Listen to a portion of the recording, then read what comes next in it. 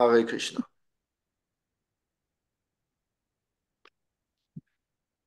Ok, donc le contexte est maintenant établi. Krishna et Balaram font face à Chanura Mushtika et le chapitre 44 d'aujourd'hui, la mort de Kamsa commence de la façon suivante. Madhusudan accepta le challenge. Madhusudan, un nom de Krishna, il se mit face à Chanura et Rohini Sutta, qui veut dire le fils de Rohini, donc Balaram, se mit avec Mushtika. Si vous allez à la Nouvelle Mayapur, euh, vous pourrez voir un disciple de Prabhupada qui s'appelle Gopaswami, qui a fait une petite réédition de ce divertissement avec des jouets. Il en a fait un petit musée. Et donc, il utilise des personnages de Disney et de Pixar pour symboliser les deux combattants, Chanura Mushtika. Et je me rappelle de mémoire que dans son petit musée, il a pris un Hulk qui représente Chanura. Et, et juste en face de Krishna, le petit Krishna.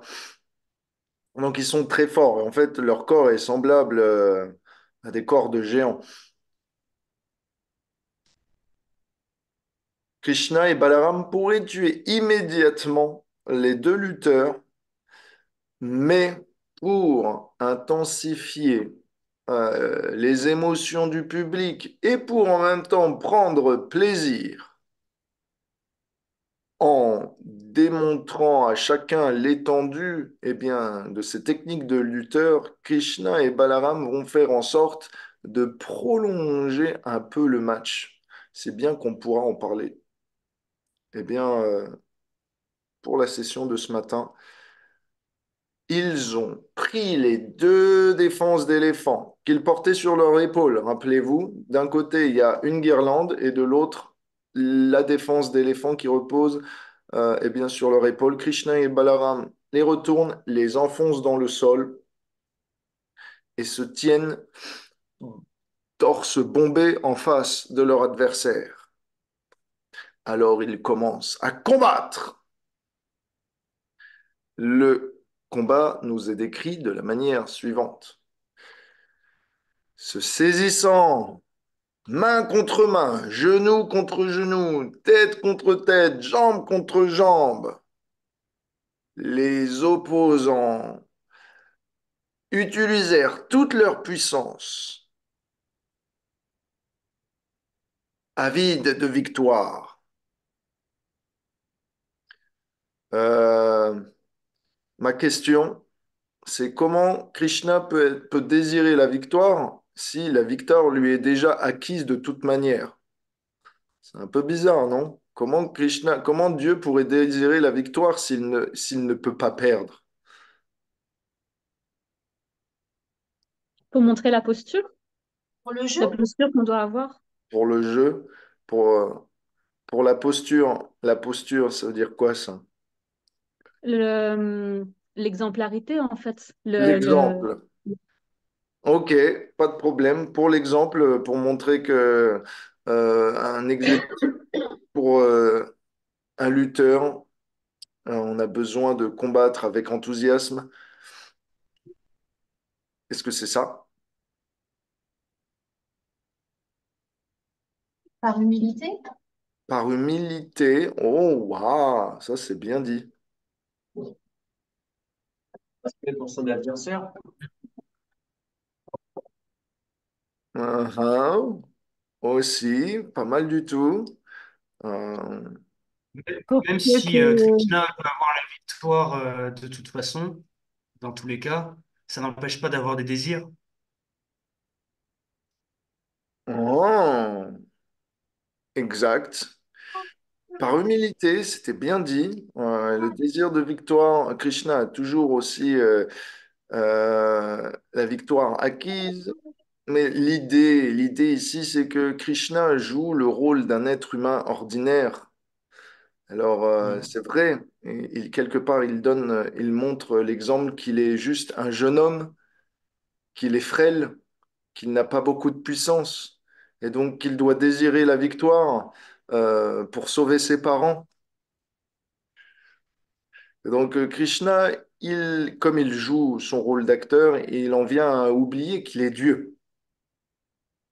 Et comme il oublie qu'il est Dieu, il peut désirer la victoire.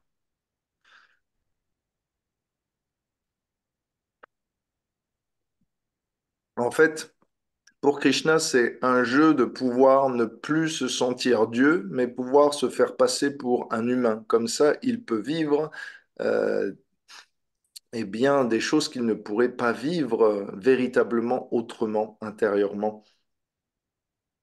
Ok, on continue. Ils se frappèrent. Donc, toutes les parties du corps, chaque combattant, contenté, son opposant,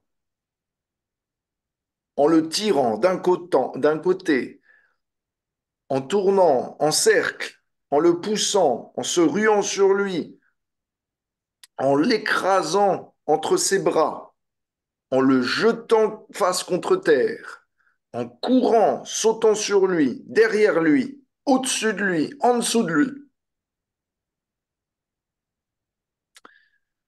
Ils se jetèrent l'un et l'autre sur le sol, puis se sautèrent dessus, poursuivaient leurs opposants. De cette manière, chacun contrait les mouvements de l'autre l'un après l'autre, et personne n'arrivait à prendre véritablement le dessus dans le match. Parfois, lors de ce combat, Krishna ou Mushtika, avec force, parvenait à soulever l'adversaire, à le porter ou à le repousser, à le tenir. Ils se frappèrent abondamment dans cette lutte pour la victoire.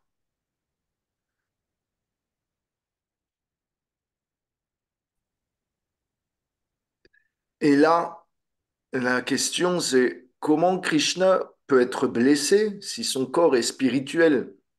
Même question. Qu'est-ce que c'est que cette histoire? Si Krishna, il désire la victoire, ok, mais il joue le rôle d'un humain, mais qu'en est-il de son corps? Est-ce que son corps joue aussi le rôle d'un humain? Comment ça se fait que Krishna peut être blessé?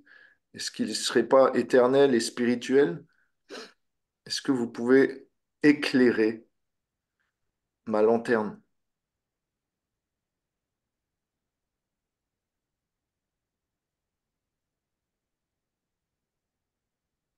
Quand il apparaît en tant que devant ses parents dans la prison, dans sa Mhm. forme à quatre bras, en fait, il est vraiment sous sa forme divine, il est Dieu.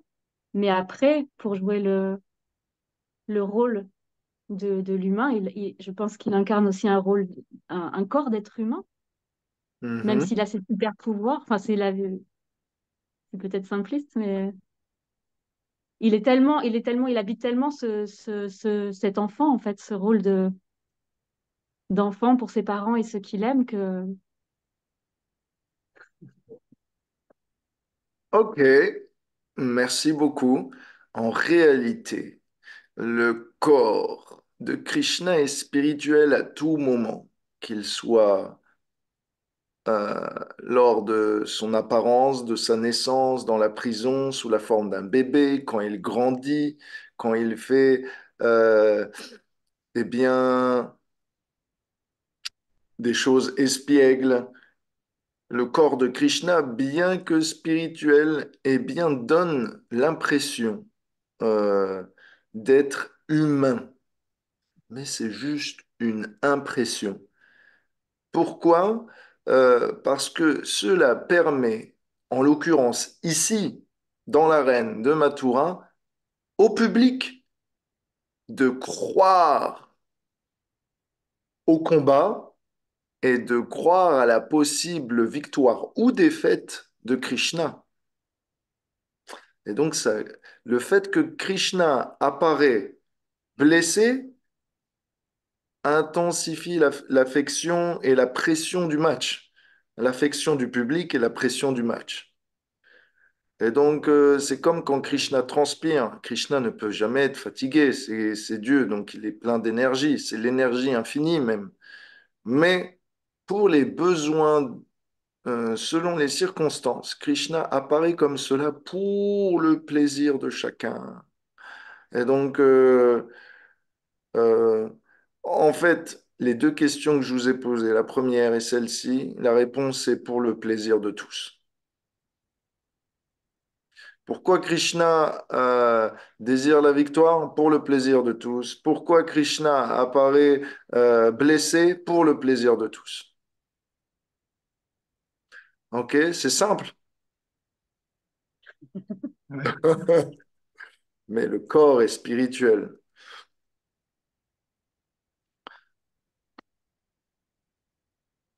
Cependant, voyant donc Krishna être blessé, même les lutteurs commencent à se dire, en voyant leurs opposants sérieusement frappés, ces deux garçons ont beau l'air très forts,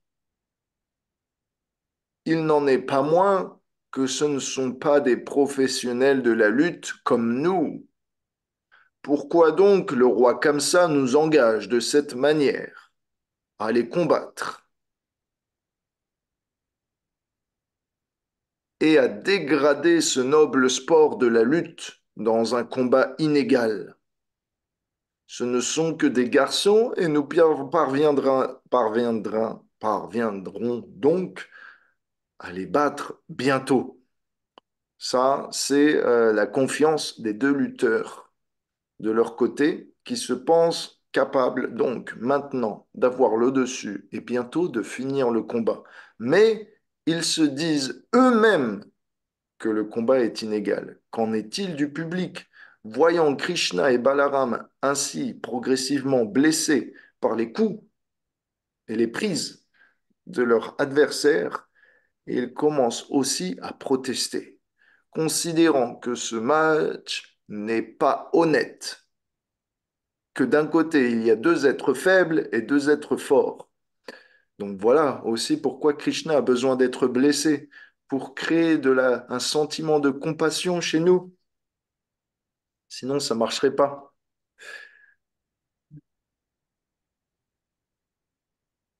Alors, parmi le public, de nombreux groupes s'assemblèrent autour de la reine et parlèrent de la manière suivante. Hélas, quelle perversion a frappé les membres de cette assemblée royale!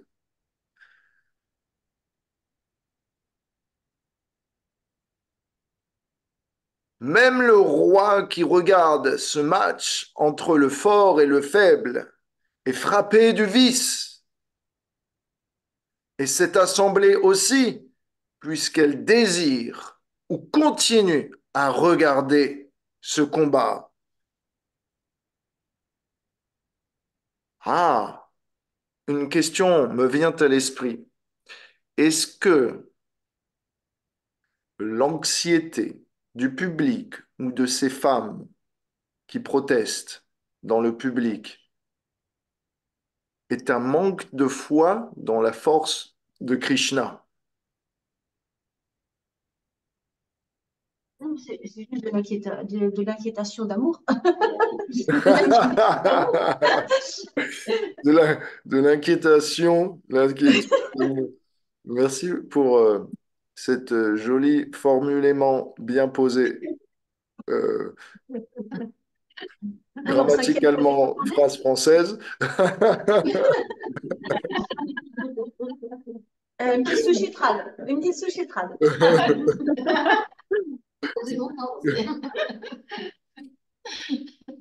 Tu m'as dévancé là.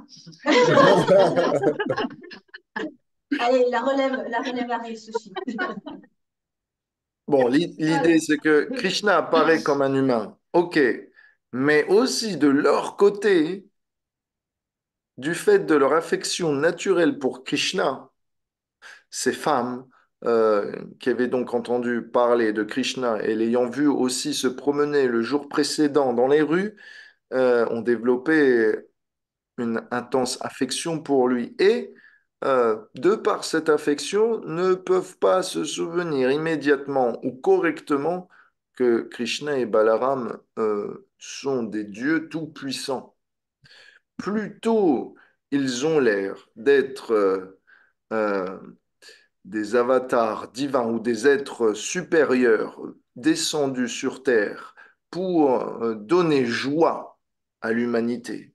Mais en les voyant ainsi, le corps tuméfié, le corps, euh, on va dire,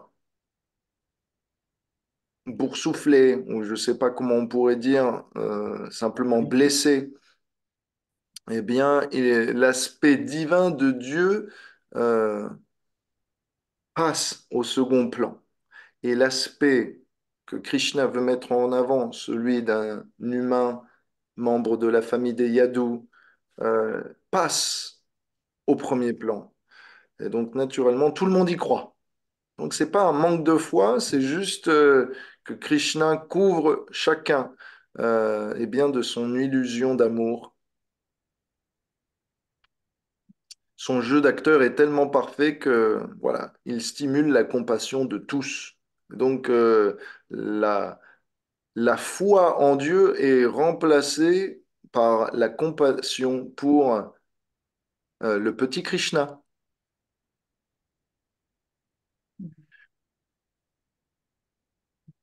Donc, ces femmes continuent. Ces femmes, ces habitantes de Mathura continuent. Quelle comparaison pourrait-il avoir entre ces deux professionnels de la lutte, dont les membres sont forts comme la foudre et ressemblant à des montagnes géantes, et ces deux jeunes garçons immatures, dont les membres sont excessivement tendres? Les femmes alors pointent du doigt le doux corps des deux seigneurs et s'exclament: les principes religieux ont certainement été violés par cette assemblée. On ne devrait même pas pour un moment rester dans cette arène où le vice et la perversion est en train de fleurir. Une personne sage ne devrait pas entrer une assemblée s'il sait que les participants sont en train de commettre des péchés. Et si, en ayant entré une telle assemblée, il faillit de parler, d'énoncer la vérité, alors lui aussi est passible du péché du public.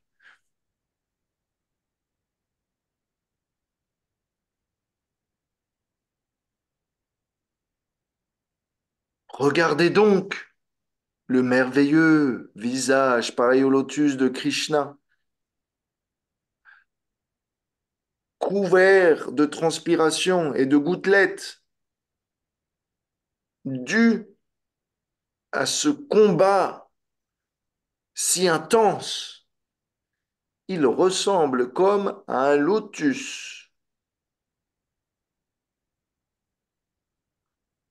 couvert par la pluie. Donc là, ici, Krishna est fatigué. Vous l'avez compris. Non seulement il est blessé, non seulement il apparaît un peu plus faible qu'il ne l'est en réalité, non seulement il apparaît aussi totalement fatigué. quelle est l'utilité de Krishna ou de Dieu apparaissant fatigué?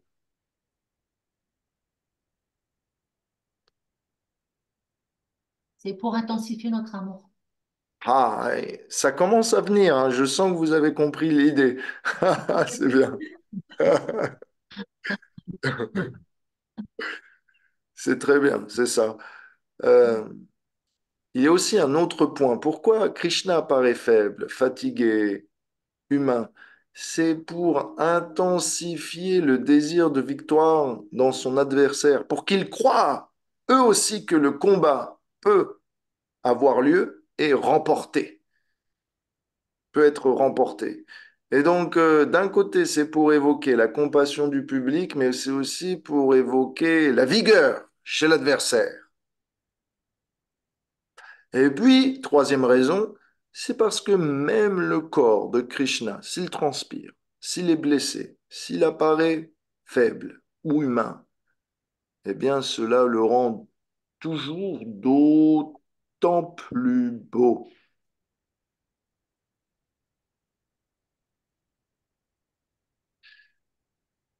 Donc, les femmes continuent.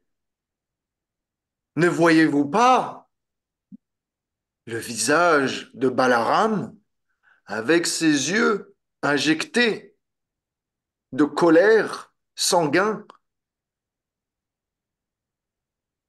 Ses yeux sont semblables à des coupes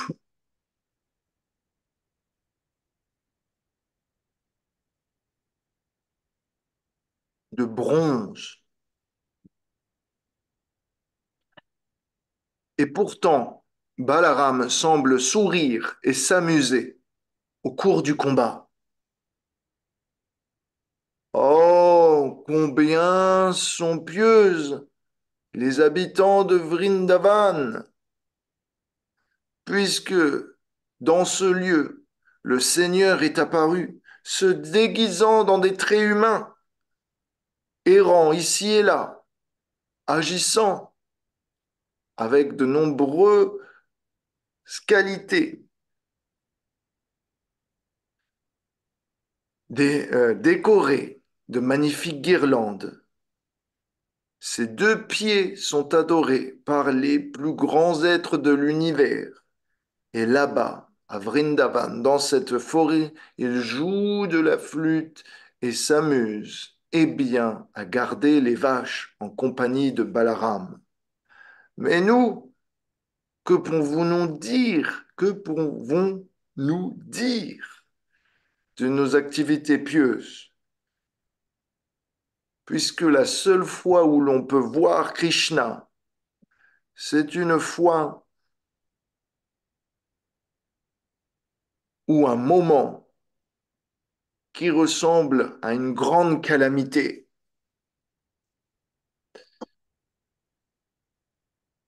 On nous dit que ces femmes qui parlent de la sorte ne sont autres que les femmes appelées en sanskrit Yagyapatni, les femmes des brahmanas que Krishna avait rencontrées, rappelez-vous, dans le chapitre 23, aux abords, à la frontière de Mathura, juste avant la colline Govardhan, et qui étaient parties de leur maison pendant que leurs maris, les brahmanas, avaient ignoré les amis de Krishna qui étaient venus mendier de la nourriture. Elles étaient sorties de leur maison pour apporter ce qu'elles avaient cuisiné pour Krishna et Balaram et désiraient rester avec lui dans la forêt. Mais Krishna leur avait dit non, retournez chez vous, c'est mieux pour notre relation. Est-ce que vous vous rappelez de tout ça? Oui, oui. Oui, Eh bien, oui, les voilà qui parlent de nouveau.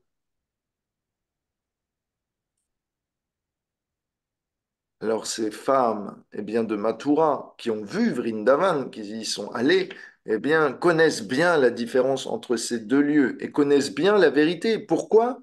Parce que tout le public ne connaît pas la vérité et la position de Krishna Balaram, mais elle le sait parce que rappelez-vous, euh, quand Krishna avait 8 ans, donc il y a plus de 3 ans, il y a plus de 3 ans, quand elles avaient rencontré Krishna Balaram à Vrindavan, qu'elles avaient apporté leur cuisine, leur préparation. Krishna leur avait dit, vous ne pouvez pas rester. Nous sommes Dieu Tout-Puissant. Et donc, vous devez satisfaire notre désir. Krishna avait révélé sa position suprême à ces femmes afin qu'elles puissent eh bien, avoir le respect suffisant pour se dire que Krishna et Balaram ne sont pas simplement des êtres ordinaires à qui on peut forcer la main, mais à qui on doit aussi obéir. Donc, de cette manière, eh bien, ces femmes connaissent la vérité sur Krishna. Mais tout le public, parmi tout le public, en fait, très peu de personnes sachent euh, la vérité sur la position de Krishna, ou savent, pardon. Elles disent, nous, les habitants de Mathura, sont les plus infortunés parce que nous persécutons Krishna Balaram quand ils viennent. Et tous ces membres de l'Assemblée ne font rien, ne disent rien et ne s'opposent pas au match. Alors que les habitants de Vrindavan, eux, lorsque Krishna combat un démon, viennent immédiatement le protéger et s'interposer. Ils ne peuvent pas tolérer de voir souffrir Krishna. Mais regardez les habitants de Mathura, eux le peuvent. À Mathura, Krishna se bat, Krishna subit, mais à Vrindavan, Krishna chante, danse et joue de la flûte. Voyez donc la différence entre nous et ces deux endroits. Quelles austérités ont dû faire les gopis pour pouvoir regarder toujours la forme de Krishna, qui est l'essence de tout amour, Lavanya Saram, un nom de Krishna, et qui ne peut être égalé ou surpassé. Ce charme qui émane de Krishna est le refuge de toute beauté, gloire et opulence. Il est parfait en lui-même, toujours apparaissant jeune, et sa vue est extrêmement rare. Nous, pendant que les gopis ont bu par le passé le couple du nectar de la forme de Krishna, nous buvons la coupe du poison de ses blessures. Les habitants de Vrindavan sont les plus fortunés entre tous les humains de l'univers et toutes les femmes, car leur mental est complètement attaché à Krishna et leur voix est toujours nouée d'émotions, avec des larmes qui coulent le long de leurs joues. Elles chantent ainsi les noms de Krishna. Durant leur journée, elles aident à garder les vaches, à moudre le grain, à barater le beurre, à rassembler la bouse pour pouvoir en faire du combustible en le séchant. Elles se balancent sur des balançoires et prennent soin des enfants ici et là. Et aussi s'occupent bien, de la maintenance du village. Ce sont les êtres les plus exaltés dans la conscience de Dieu. En comparaison des gopis, nous ne sommes pas grand-chose. Effrayés de Kamsa, nous n'avons aucun pouvoir de même prononcer le nom de Krishna, alors que les gopis, elles, n'avaient pas peur de prononcer le nom de Krishna, après avoir bravé tous les dangers que représentait leur vie à la maison.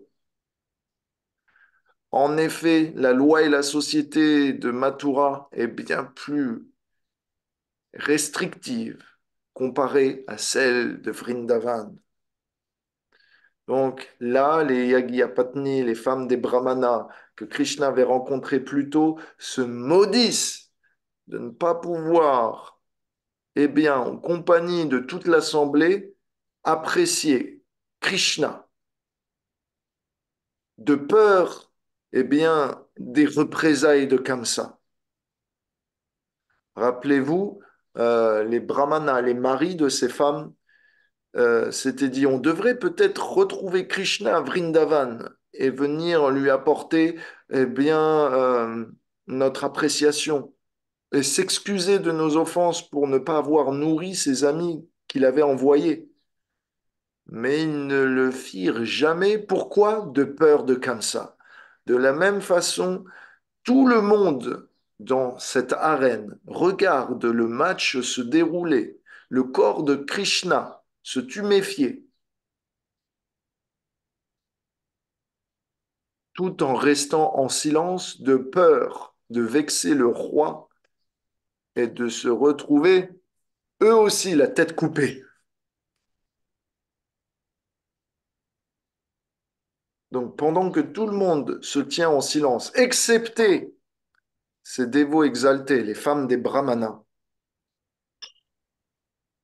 Krishna, Balaram luttent contre Chanura et Mustika. Ainsi, lorsque les femmes ont parlé,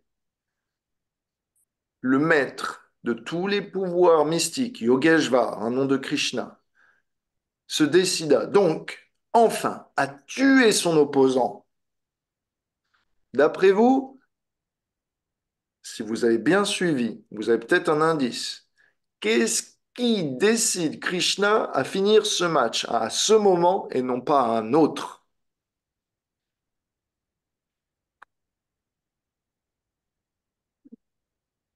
Parce que les femmes de Brahmana étaient inquiètes. Ah ah! Très bien, très très bien. Et ses parents aussi, sa Ah, mère, Yashoda et Devaki aussi, et ses bien pères. sûr, Enfin, ses pères. Mm. bien sûr. Exactement. Parce que Krishna ressent la peine d'autrui et ne se plaît pas à causer de la peine à ses dévots.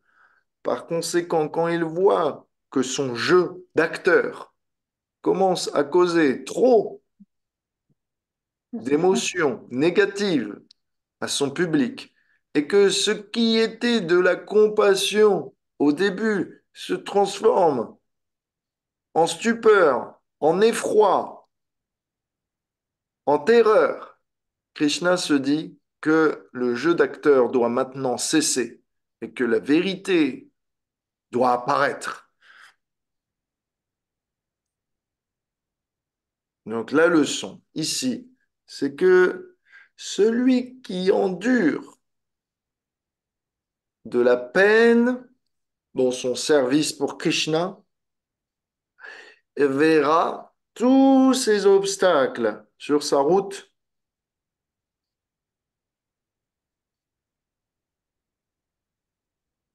Annihilé, gazé. s'écarter, annihiler, mettez l'adjectif que vous voulez. Et donc, euh, on va dire, nos efforts pour Krishna sont récompensés de cette manière. Plus on lutte et plus la victoire à long terme est assurée. Le plus Krishna nous cause de l'anxiété, le plus de chances de victoire nous avons dans notre vie et la vie d'après.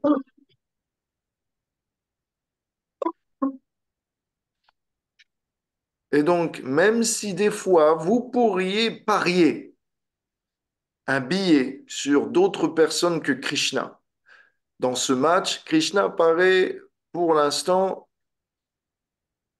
égal à égal ou ayant un peu le dessous du fait qu'il apparaît frêle en comparaison du corps des deux lutteurs professionnels de Kamsa. Et donc, on pourrait se dire, il arrive dans ma vie que je devrais mettre un billet sur d'autres personnes que Krishna. Peut-être que cette fois-ci, Krishna, il ne sait pas très bien ce qu'il fait. Peut-être que je suis dans une situation tellement difficile que je devrais compter non plus sur lui, mais sur moi-même. Mais, même si parfois dans votre vie, Krishna apparaît comme un mauvais pari, si vous faites ce pari et que vous prenez la peine sur vous, dans votre service, Krishna ne pourra pas tolérer votre souffrance et donc vous accordera la victoire avec lui de manière triomphante. Jai. Ja. Ouais. Et donc, pendant En ce fait, temps, pendant que Bhagavati, Krishna entend les plaintes eh bien, des femmes des brahmanas, les parents de Krishna, eux aussi, commencent à être submergés de tristesse en entendant le public protester et en voyant leur fils être blessé. Nanda Maharaj, le père de Krishna, Vraj, se dit, lorsque nous sommes partis de Vrindavan, pourquoi moi et les autres n'ont pas instruit Akrura de ne pas amener Krishna et Balaram à l'arène de lutte? Pourquoi ai-je pris le risque de les envoyer là? Pourquoi mes fils se retrouvent maintenant dans cette ville souillée par le vice et ses habitants silencieux et ce roi incapable? Pourquoi ne les ai-je pas, nous et les habitants de Vrindavan, confinés dans notre maison? Pourquoi n'avons-nous pas renvoyé Akrura chez lui? Vasudev et Devaki pensent. Pourquoi Nanda, Maharaj et Yashoda ont-elles accepté, sous les conseils d'Akrura, que ce combat puisse se dérouler?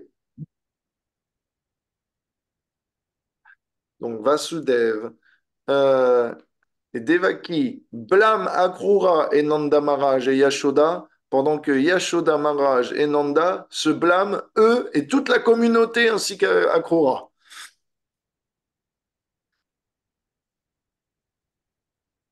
Alors, pendant que Balaram, de son côté, avec Mushtika, de façon experte, démontrait toute l'étendue de leur technique de lutte,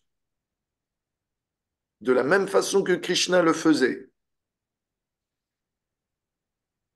Balaram, lui, semblait avoir, avec ses yeux injectés de sang, eh bien, une rage sans pareille, pendant que Krishna, nous dit-on, lui, restait très composé et pratiquement calme, élégant et gracieux dans ses mouvements.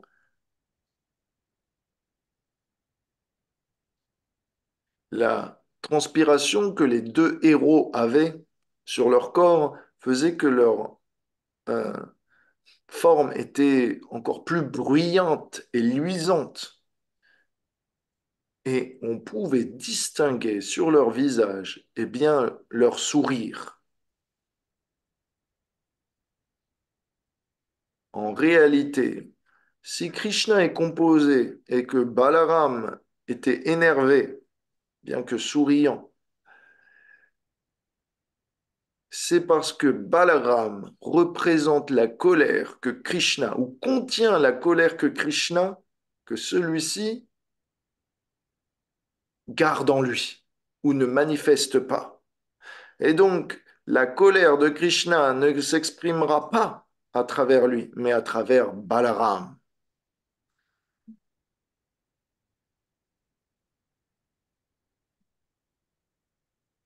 Alors, petit à petit, la tendance du match commença à s'énerver puisque Krishna avait décidé qu'il était temps de prendre le dessus.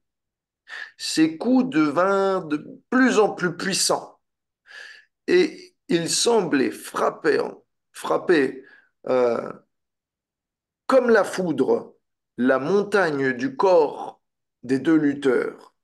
Chacun, Krishna et Balaram, commençaient, eh bien, par leurs coups, à presque faire trembler le sol, causant ainsi de plus en plus de peine, de souffrance et de fatigue à leurs adversaires.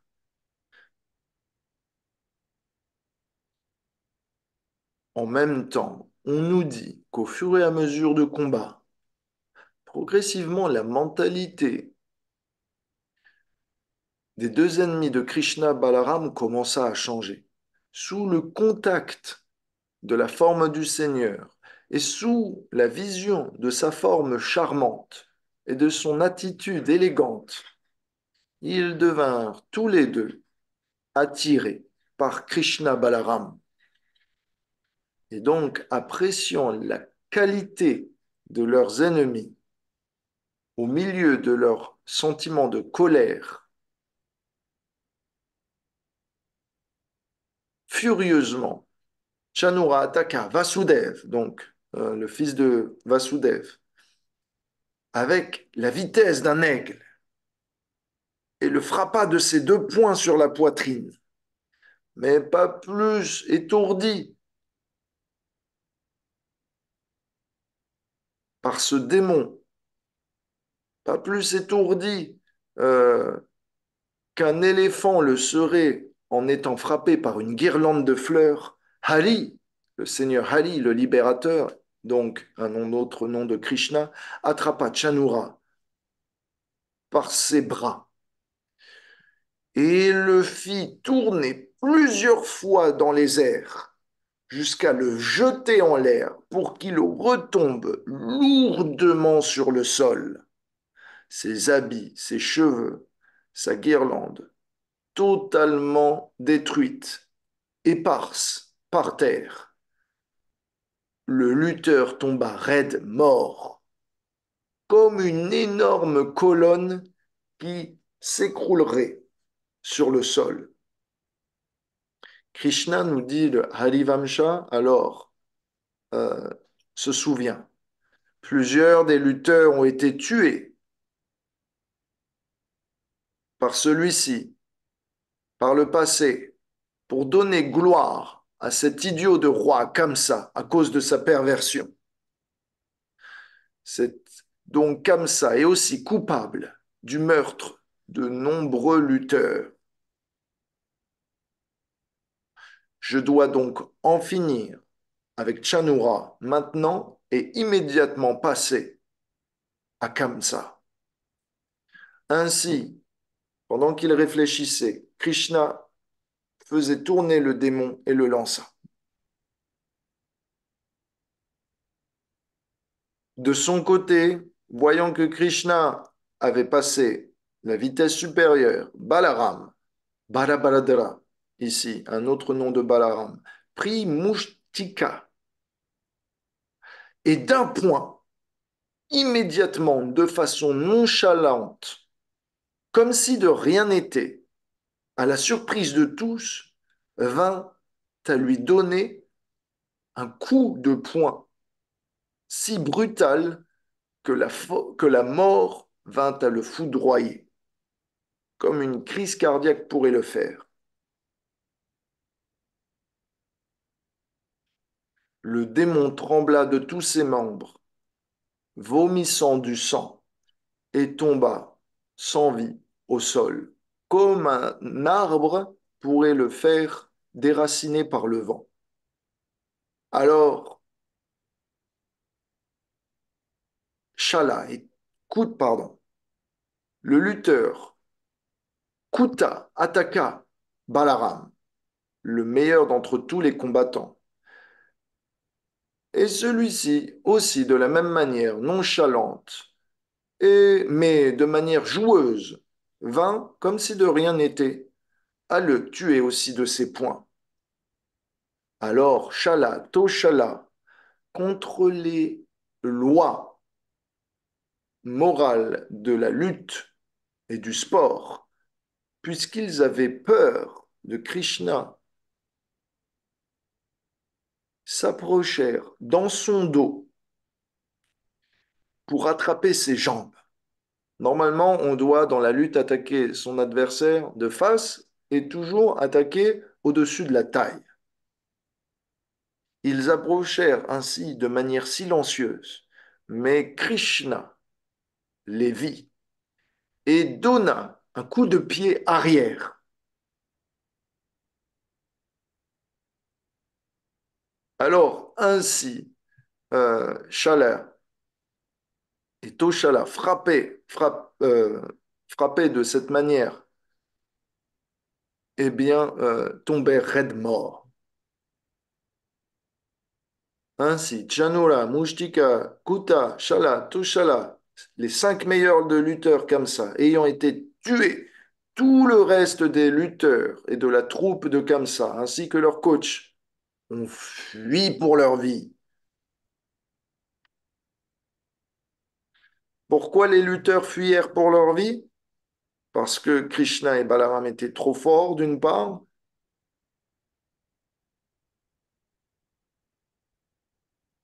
et parce que s'ils ne pouvaient pas remporter la victoire, sûrement Kamsa en viendrait, eh bien, à s'énerver. Et donc, ils fuyèrent aussi de peur de Kamsa. Alors, une fois la victoire assurée, Krishna, au centre de l'arène, s'exclama: Oh Kamsa, dans le passé, tu as envoyé de nombreux guerriers, tes généraux, mais je les ai tous tués.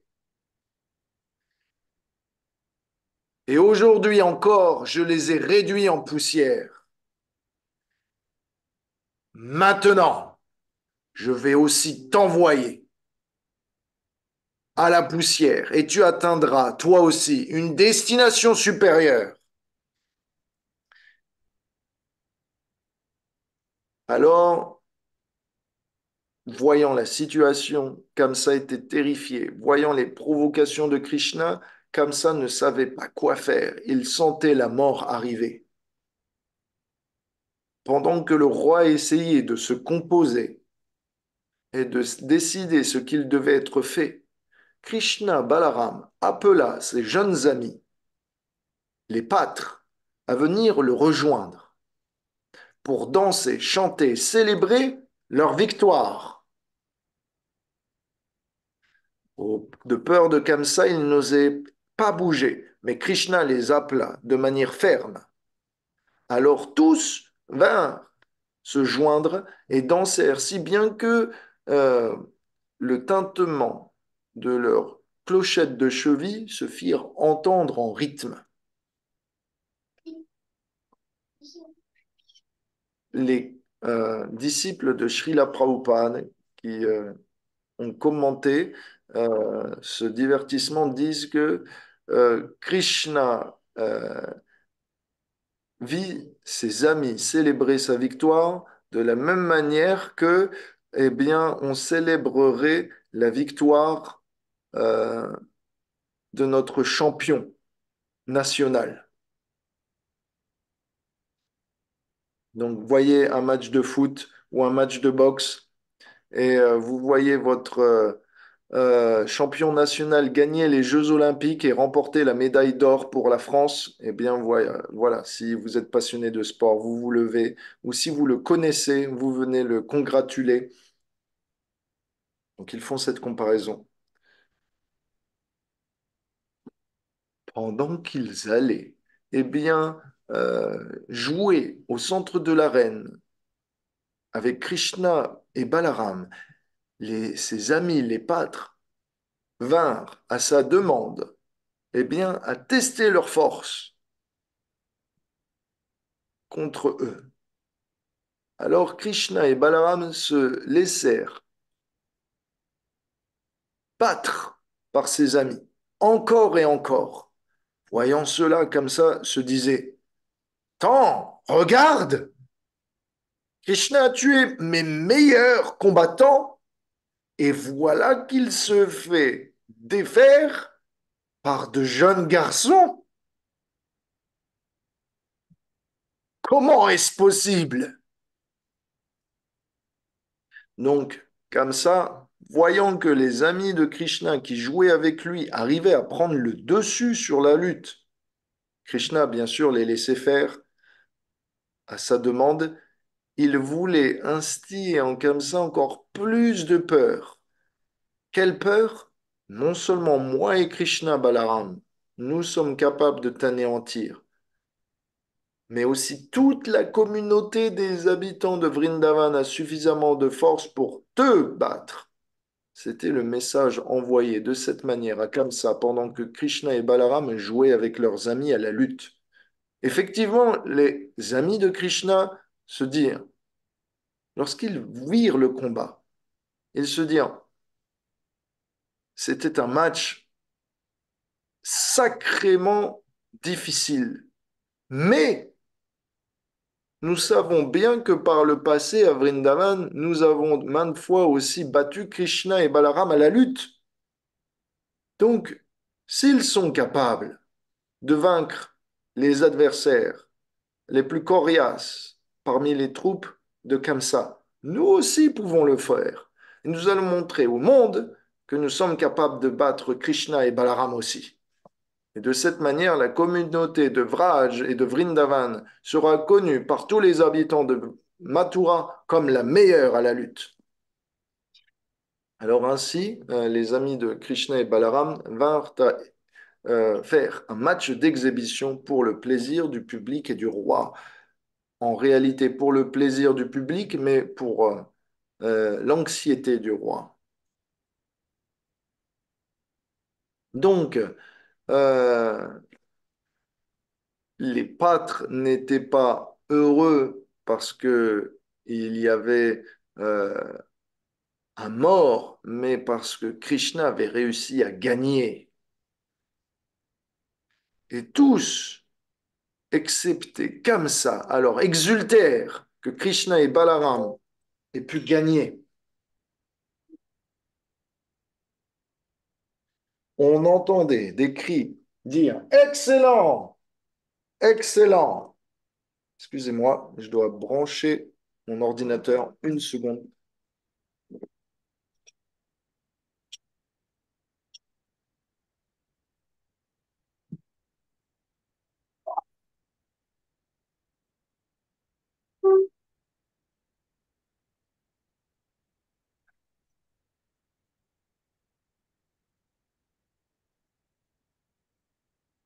Les prêtres de Mathura, les maris de femmes des brahmanas exultèrent aussi de joie, pendant que les prêtres de Kamsa, ces dévots de Shiva corrompus, disaient Quelle infortune! Et donc maintenant, nous allons rentrer bien, dans la deuxième partie de ce chapitre. Après la mort des lutteurs de Kamsa, bien, voici la mort de Kamcha. Kamsa lui-même. Et donc, voyant tout le public adulé son némésis, c'est-à-dire son ennemi de toujours, incapable de tolérer ses glorifications, voyant la destruction de ses lutteurs, voyant son plan mis à mal et la force croissante de Krishna et de ses amis et de la communauté de Vrindavan, comme ça, plein de colère et de peur, leva la main, tapa 3 fois en signe à tous ceux qui jouent des instruments de s'arrêter. Alors le silence se fit.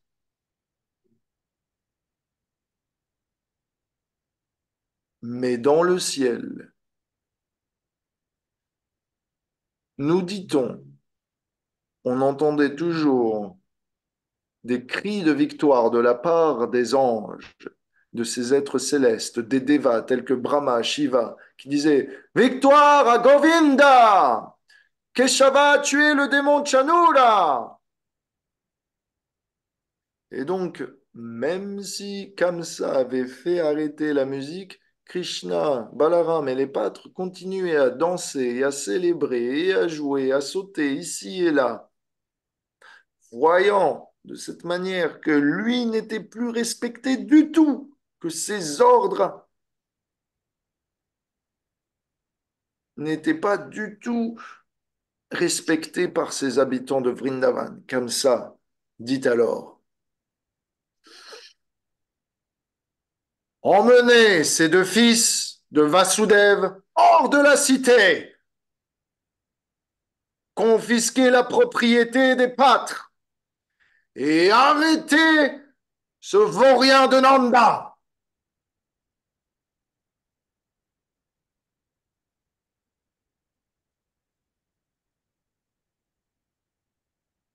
Kamsa rajouta: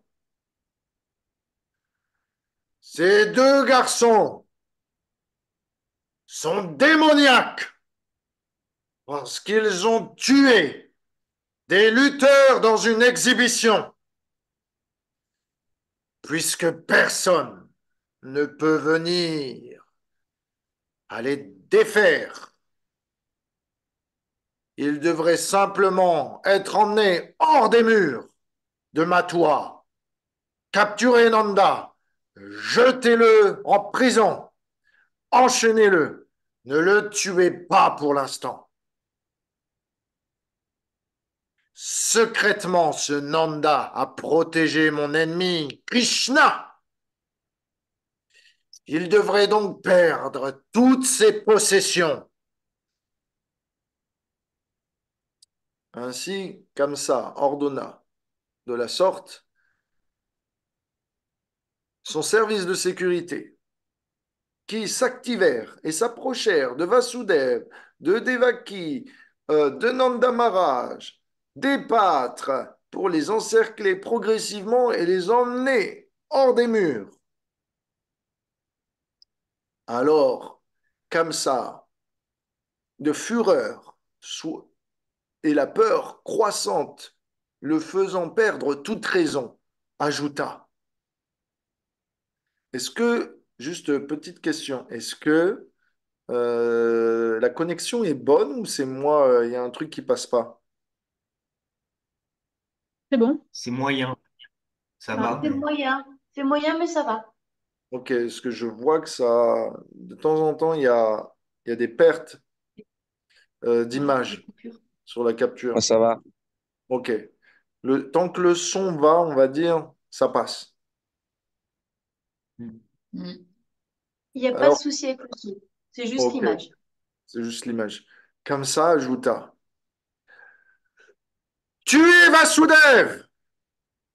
Tuez son père, son grand-père et toute la dynastie Yadou. Ils se sont tous mis contre moi. Vasudev est vicieux. Il a échangé son enfant avec celui de Nanda. On ne peut pas lui faire confiance. Il a brisé sa promesse qu'il avait faite de me délivrer tous ses fils. Alors pendant que Kamsa si audacieusement venait à menacer Achyuta, donc un nom de Krishna, l'infaillible, et les siens, celui-ci devint véritablement furieux. Krishna, furieux, donc, se rapprocha immédiatement et rapidement à travers quelques bonds des tribunes royales situées en hauteur de l'arène. Entendant les offenses faites à ses dévots, Krishna, qui miraculeusement n'avait plus de blessures,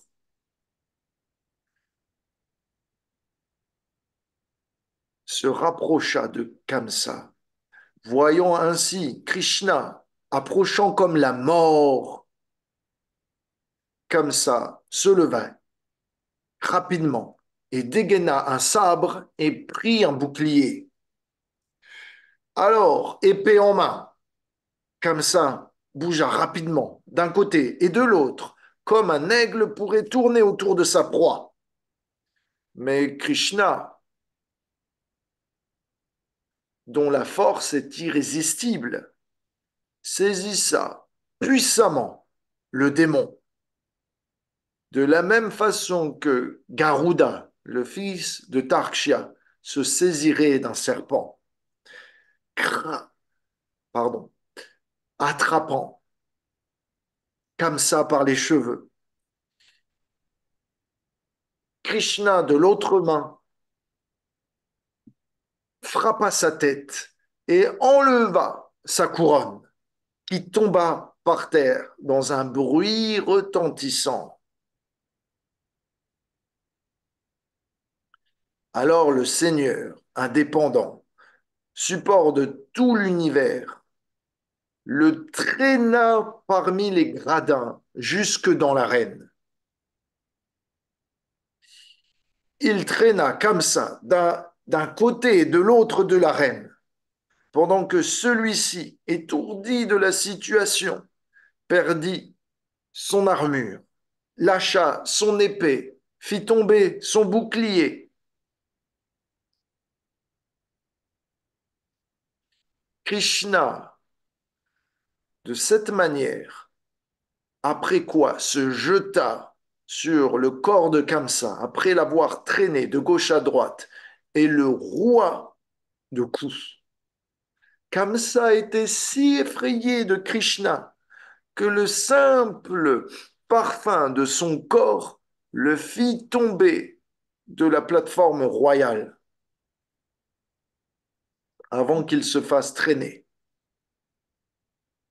Krishna, lui, de son côté, était si avide de combattre celui qui avait persécuté ses dévots que, voyant le manque de puissance de Kamsa, bien que celui-ci était en réalité pratiquement invincible, Krishna vit alors sous ses coups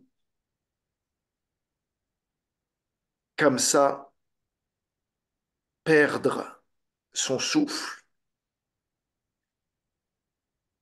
Mais à la stupeur de tous, Kamsa vint à mourir les yeux écarquillés, les yeux ouverts. Et donc Krishna s'exclama, Kamsa est mort. Mais personne ne put le croire, puisque Kamsa avait les yeux ouverts. Celui-ci était mort tellement de peur que ses yeux étaient écarquillés, jusque dans la mort. Alors Krishna vint à trouver une technique judicieuse. Le Bhagavatam nous dit, de la même manière qu'un lion traîne un éléphant mort, Krishna traîna le corps, le cadavre en fait, de Kamsa, à la vue de tous, afin de faire comprendre au public, à ses parents, que le roi était mort. Alors, au bout d'un certain moment, voyant que Kamsa ne réagissait plus, qu'il était traîné par les cheveux autour de la reine, le public commença à s'écrier Oh! Oh! Oh!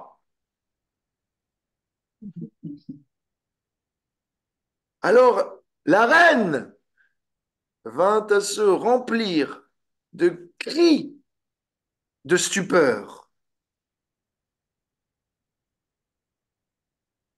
Krishna traîna le corps de Kamsa aussi, non pas seulement pour signifier sa mort à tous,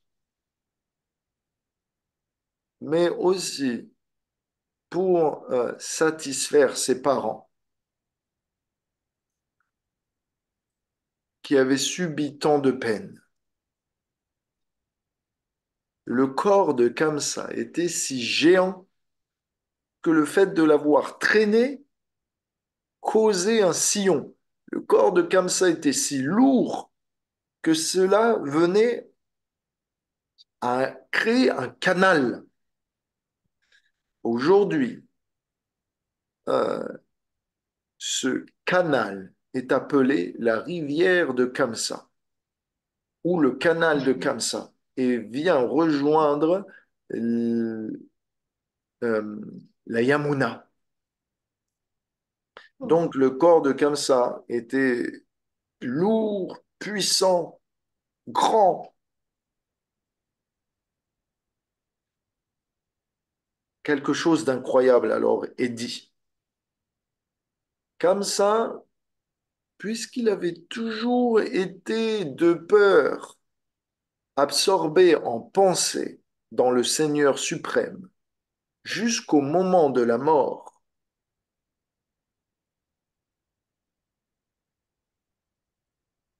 puisque pendant qu'il mangeait, buvait, bougeait, dormait, ou simplement respirait comme ça, pensait à Krishna, bien sûr à comment le tuer, comment éviter la prophétie de sa mort, celui-ci, de par son absorption, acheva la rare bénédiction de pouvoir atteindre une forme comme celle du Seigneur.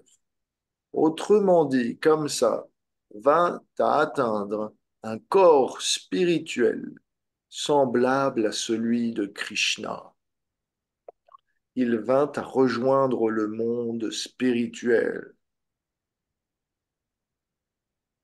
Parce que, comme ça s'était absorbé en Krishna, à cause de la peur, celui-ci devint purifié de ses offenses et put obtenir la libération et la vie éternelle. Alors, ma question, c'est est-ce que euh, l'exemple de Kamsa est fait pour que l'on pense que la peur de Dieu est un bon moyen pour atteindre l'amour de Dieu?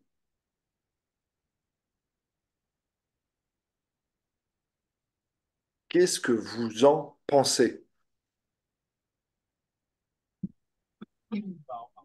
Moi, je trouve que ça fonctionne bien.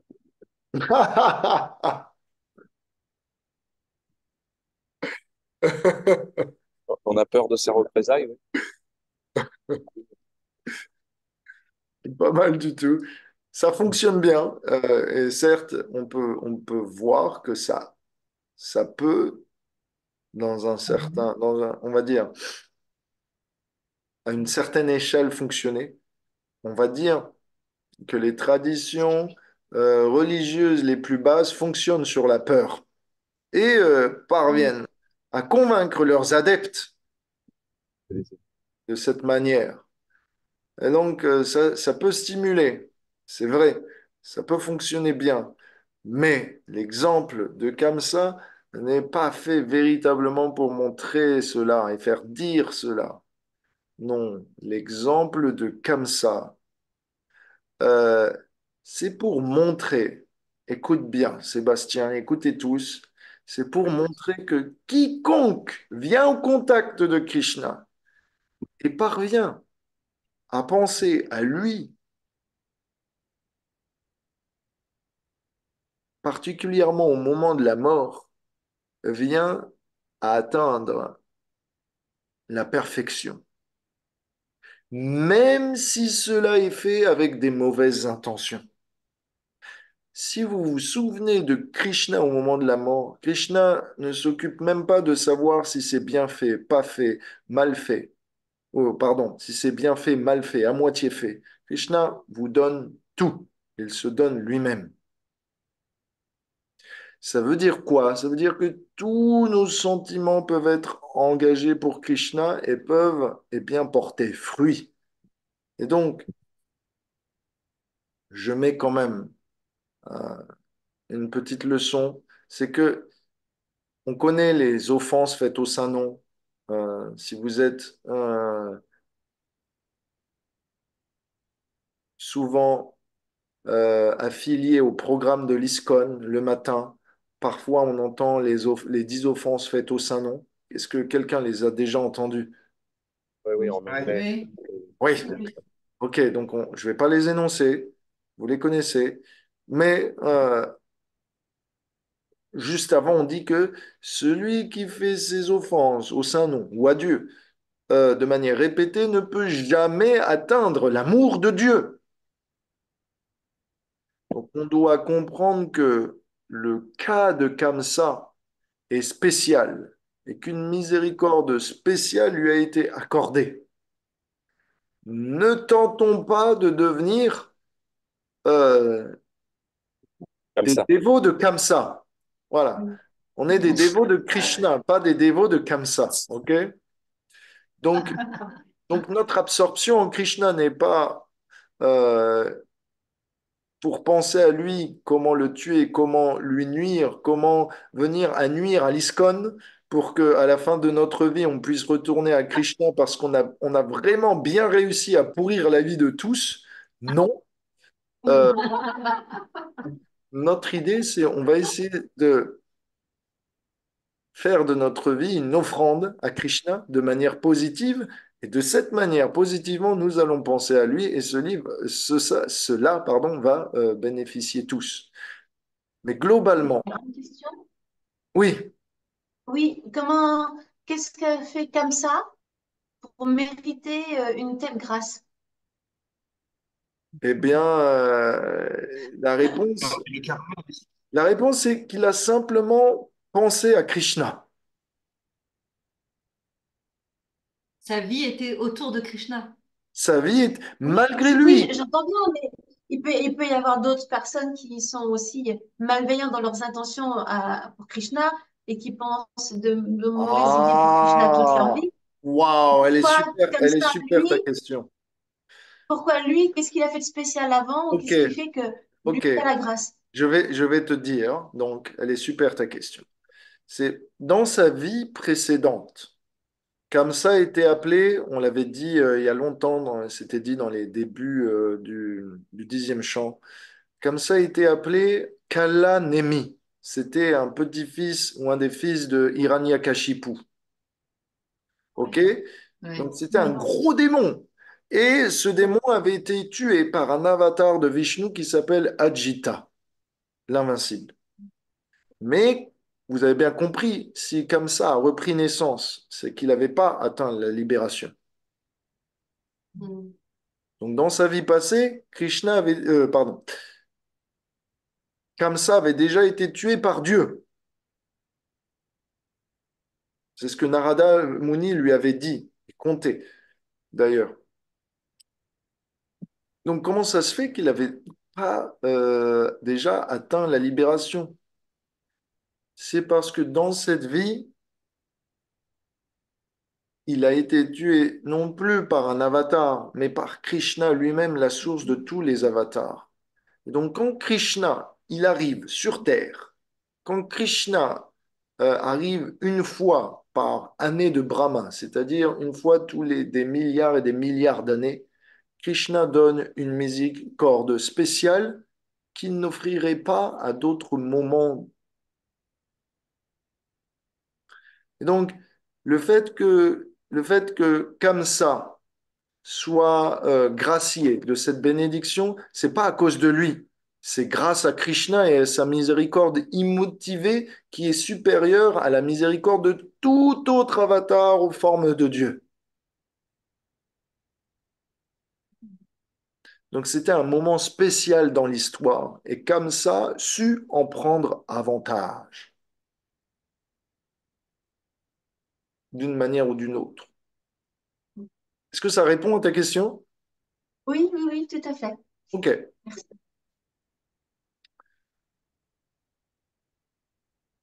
Donc, ce qui se passe, c'est qu'après que Kamsa est mort, la mort de Kamsa qui? Jai, Jai, Kamsa Nisudan qui? Jai. Les 8 frères, jeunes frères de Kamsa, menés par Kanka et Nyagrudaka, attaquèrent les 2 seigneurs Krishna Balaram dans une rage folle pour chercher à venger la mort de leurs frères et cette dette qui était la leur. Ils coururent vers eux, prêts à les frapper. Mais le fils de Rohini, alors, prit la défense de l'éléphant qui avait été plutôt employé et, comme un lion, vint à tuer ses proies. Balaram vient à tuer bien, les frères de Kamsa. Alors, les devas tels que Brahma, Shiva, Indra, Yamaraj et tout autre vinrent bien, à saluer les exploits de Krishna Balaram. Et on pouvait entendre dans le ciel des voix et des chants célestes ainsi que des instruments, bien que ceux-ci étaient invisibles.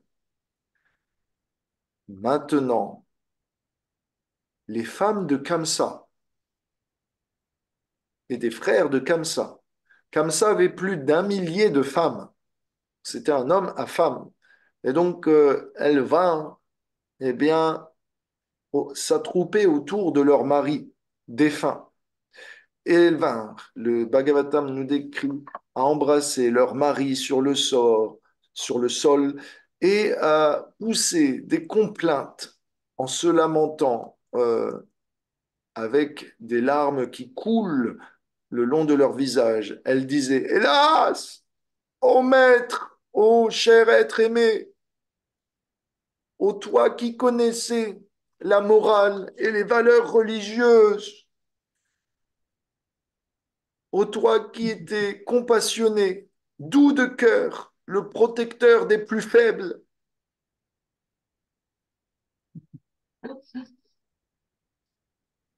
par ta mort, nous sommes maintenant, nous aussi, assaillis par la mort. Nous n'avons plus de raison de vivre, ni nous, notre foyer ou nos enfants. Ô héros parmi les hommes, vide de ta présence, notre maître, cette cité a perdu toute beauté. Il n'y a plus raison pour les êtres ici présents d'être joyeux, ni d'avoir de festivités dans le futur. Toute fortune et richesse est partie avec toi. Le monde vient à toucher, à arriver à sa fin. Ô être aimé,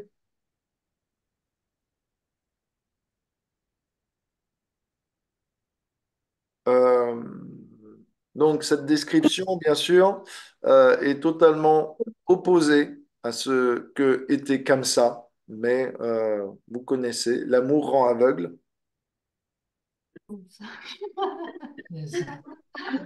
Alors, tout de même, parmi bien, les femmes qui se lamentaient, euh, quelques-unes vinrent et prétendant ou feignant, on va dire, la lamentation aussi, on va dire par esprit d'équipe, par solidarité féminine, elle faisait semblant d'être touchée, mais elle vint aussi à dire, s'il était un excellent euh, guerrier, une personne brave et droite, comment comme ça pourrait-il mourir de la sorte si misérablement? Comme ça, ô être aimé, ô cher roi, tu as été amené à périr de la sorte si violemment parce que tu as aussi commis des violences inutiles sur d'innocentes créatures. Comment quelqu'un qui est violent sur autrui peut-il atteindre le bonheur? Krishna cause l'apparition et la disparition de tout être vivant sur terre. Il est le maintien de tous. Si on vient à lui manquer de respect, personne ne peut prospérer joyeusement. Et donc, on comprend que parmi les femmes de Kamsa, eh bien, certaines qui étaient du côté de Krishna vinrent aussi, eh bien, à essayer de les consoler en leur expliquant la vérité. Alors, nous dit-on, Krishna se mit alors, après avoir, eh bien, tué Kamsa, à consoler les demoiselles du roi. Il arrangea même pour les funérailles de Kamsa que tous les rites soient faits. Il arrangea et ordonna cela lui-même avec l'aide de ses amis. Pourquoi Krishna fit-il cela? On nous explique dans le Vishnu Purana et la Harivamsha que le Seigneur avait expérimenté une profonde tristesse en voyant toutes ces femmes, ces milliers de femmes, s'attrouper et se désoler. Alors, Krishna en vint même à pleurer lui-même et tenta de les consoler. Il se critiquait en disant: Ah! J'ai rendu veuve les milliers de femmes de Kamsa et de ses frères. Quelle idiotie! J'ai été influencé par la colère et la raison humaine. Krishna arrangea les rites au nord de la Yamuna, un peu plus loin, juste non loin de la reine. Sur les berges de la Yamuna, le corps de Kamsa fit brûler, incinérer, et on jeta ses cendres dans la Yamuna. Puisqu'il était impossible pour quiconque de traîner le corps de Kamsa tant il était lourd et imposant, Krishna dut le faire lui-même et il le fit de sa main gauche en traînant. Le fait que Krishna traîna le corps de Kamsa de la reine jusqu'à la berge, cela fit un canal. Et la jonction de ce canal au lieu de la Yamuna, donc là où les rites funéraires ont été accomplis, est connue aujourd'hui comme à, à Vrindavan, comme le Vishrantatirtha. Vishrantatirtha. Donc c'est un lieu de pèlerinage pour les dévots pour célébrer la victoire de Krishna. Krishna fit cela pour arrêter la lamentation des femmes de Kamsa et pour maintenir la pureté de la place de Mathura.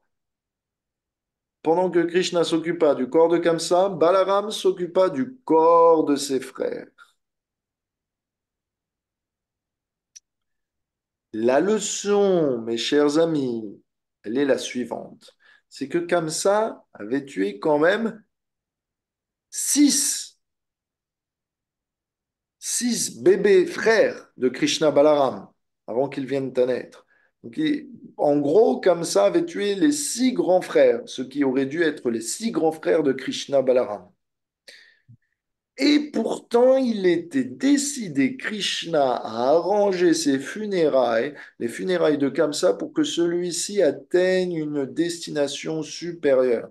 En réalité, il avait déjà atteint le monde spirituel, mais pour, on va dire, le commun des mortels, pour que ceux-ci aient bon espoir, pour leurs femmes en tout cas, pour qu'elles aient bon espoir que leur mari puisse atteindre une destination dans la vie d'après supérieure, Krishna arrangea les rites funéraires de manière religieuse et convoqua qu'on puisse faire tout selon les procédures spirituelles prescrites dans les Écritures. Donc, la leçon, c'est quoi? C'est euh, même si quelqu'un nous veut du mal, on peut avoir besoin de le défaire. Mais on ne doit jamais souhaiter le pire, même pour notre ennemi.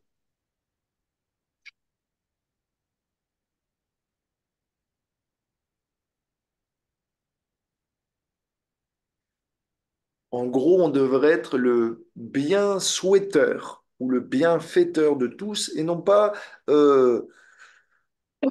le mauvais souhaiteur de chacun. Et cette tendance, elle est visible, en particulier, si cette tendance du mental, elle est visible en particulier dans nos actions, mais aussi dans nos paroles. Et le fait qu'on soit un bien souhaiteur ou bien fêteur de nature se voit dans nos paroles, dans la façon dont on parle à propos d'autrui, en particulier des gens qui eh bien, n'ont pas forcément d'atomes crochus avec nous, ou même sont contre nous. Donc, souvent, on se laisse aller à la critique. Mais ma question aujourd'hui, ça va être un peu le dernier sujet de notre classe avant qu'on se laisse, et je, je m'excuse de vous prendre plus de temps qu'il n'en faut, mais comment peut-on avoir un esprit critique sans tomber dans la critique? Est-ce que vous voyez ma question? Est-ce que vous voyez la différence? Oui, Oui, c'est oui. très difficile, mais je vois la différence. Ouais. Comment on peut avoir un esprit critique, analyser les choses, les voir Un sous leur regard signe, extérieur. sans tomber dans la critique? Bah, quand on le fait par amour, enfin, quand on est Ah ouais. dans sa dévotion pour Krishna, on ne voit pas les choses avec le même regard. Mhm. Mais, mais encore faut-il l'être à chaque instant, et ça, c'est très difficile, en fait. Ok, en tout cas, on a la théorie, En donc c'est bien. laissant, en essayant du moins de reconnaître le paramatma chez Ouais. chacun, en fait. Ok, ça c'est Ce qui n'est l'aspect pas toujours pratique, évident. philosophique, pas mal. Merci beaucoup. La compassion aussi. Ouais, c'est la La compassion aussi. compassion. Voilà. C'est difficile hein, à incarner. Ouais, on est d'accord. Mais au moins qu'on ait l'idée de comment faire, et après on aura déjà des outils. Tu disais quoi, Philippe? Un petit peu comme Nathalie, enfin, on peut critiquer sans être dans le jugement et Mhm, avoir beaucoup de compassion. mhm. Ok, tout est dans Parce que l'intention. c'est les jeux de Krishna aussi, quoi. Et On manifeste nos émotions, que ce soit positives ou négatives, mais c'est aussi notre posture. Est-ce qu'on est dans la compassion ou pas? ouais, exactement. C'est le point que je cherchais. Et donc, vous avez tous bien senti. C'est que l'intention derrière les mots est ce qui va définir si nous sommes euh, avec un esprit critique positif ou simplement dans la critique inutile. Hmm. C'est l'intention qui va déterminer véritablement cela. Et euh, avoir un véritable esprit critique pour pour voir si on a cela, c'est qu'on doit être capable d'apporter pardon, pas une pollution, mais une solution. Oui, c'est pas pareil. Souvent, ce qui se passe dans nos vies, ou même dans l'ISKCON, dans la société Vaishnav, des spiritualistes, yogis, bhaktas, dévots de Krishna, eh bien, on peut se dire, ouais, voilà, le président de temple, le GBC, toute la politique du management de notre institution nationale, internationale ou locale, on peut être, on peut parler de ça pendant des heures. Et puis après, on se dit, bah, de toute façon, qu'est-ce qu'on peut y faire? On ne peut rien y faire. Voilà, c'est pas entre nos mains. Donc, on n'a pas de solution. Donc, c'est un peu du temps perdu. Donc, c'est inutile. Par contre, si vous avez un esprit critique véritable, vous pouvez alors énoncer le problème, soit du groupe, soit de la personne, et apporter la solution.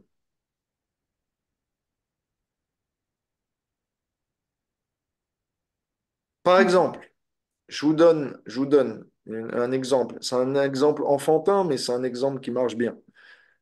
Euh, Par exemple, lors des festivals, on sert du prasadam, ok? Mais lorsqu'il y a des gros festivals, on doit rationner les quantités distribuées de nourriture consacrée. Et donc, un jour, eh bien, on avait mis quelqu'un pour distribuer les golab jamun. Est-ce que quelqu'un connaît les golab jamun? Oui. Oui. Une Oui. douceur incroyable. Voilà, ok. Donc, ces boules de panir frits au ghee feu doux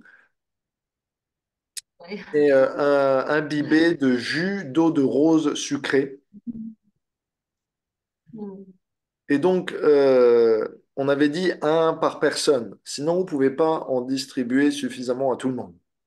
Le problème, c'est que le dévot qui était mis ici pour distribuer les golab jamun ne pouvait pas résister, eh bien, à en donner plus qu'il n'en faut quand les dévots en demandaient, parce que les dévots en demandent plus. Ça, on sait Et bien. donc, on lui demandait souvent, vas-y, donne-en un de plus, pourquoi juste un? C'est le festival. Et donc, il disait, ok, voilà un deuxième, un troisième. Et l'organisateur vit cela et rapidement lui dit, t'es pas qualifié, tu sais, t'as pas d'autorité, tu sais pas dire non. Et à cause de toi, il y en a qui vont rien avoir. Et donc, ça aurait pu s'arrêter là. Euh, il aurait pu le remplacer et lui dire, bah voilà, t'es juste pas qualifié. Mais il lui a dit, non, tu vas aller du côté du riz et servir le riz, parce que le riz, tu peux en donner autant que tu veux, si c'est ça que tu veux faire.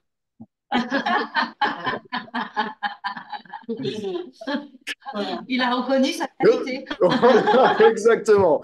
Il a reconnu en lui. Il est généreux, il sait pas dire non, mais il est généreux. Donc, vas-y, va lui faire servir le riz. C'est ce pourquoi il est fait. Donc, de la même manière, euh, dans votre esprit critique, percevez les défauts de chacun et percevez aussi les qualités des défauts de chacun. Ouais. Apporter des solutions. Un esprit critique, si on le fait avec une intention favorable et qu'on veut, on va dire, qu'on a un esprit critique positif, c'est-à-dire qu'on cherche le bénéfice d'autrui dans l'analyse, eh bien, on doit être capable d'apporter des solutions.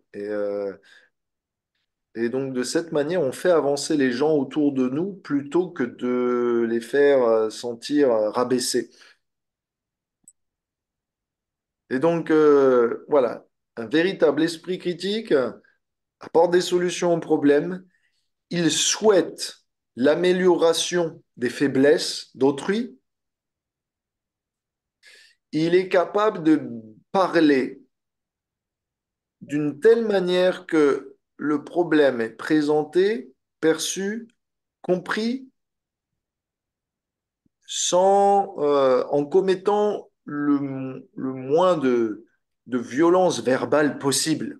On doit enrober cela de manière douce pour que cela passe, pour que la pilule passe. Mais un esprit critique perverti apprécie critiquer autrui, voir leurs fautes, les mettre en valeur, les partager en public, en parler, s'en délecter et se sentir supérieur à cause de ça. Donc, la leçon, c'est que, euh, donc rappelez-vous, on parle de tout ça parce que Krishna souhaitait le meilleur pour Kamsa. bien que celui-ci lui souhaitait le pire.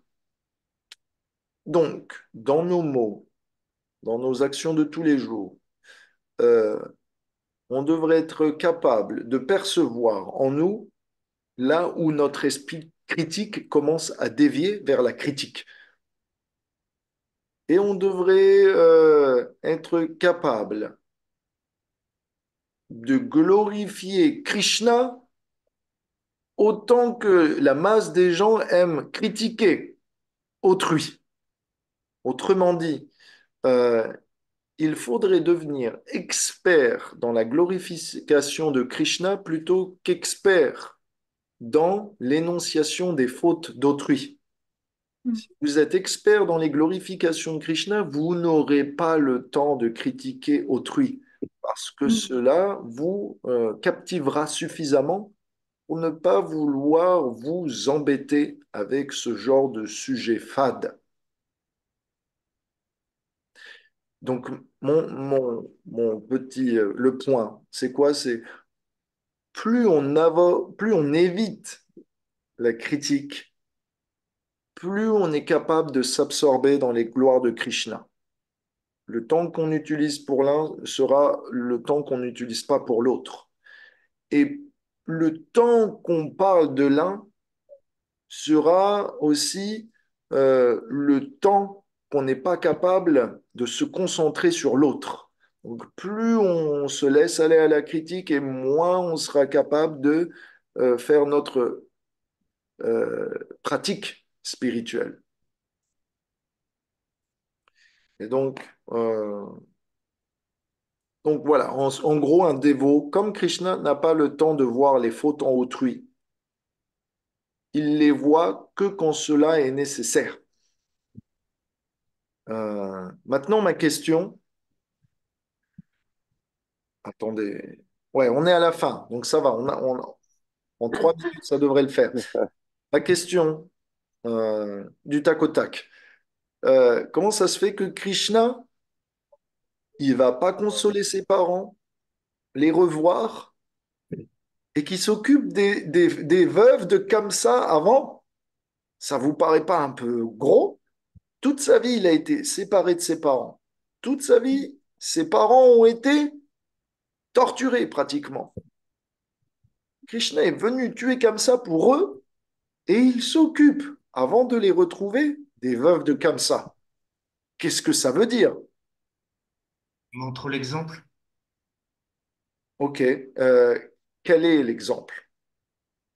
L'exemple, c'est que il aurait envie d'aller voir ses parents d'abord, penser à lui, penser à eux, enfin voilà, à lui d'abord.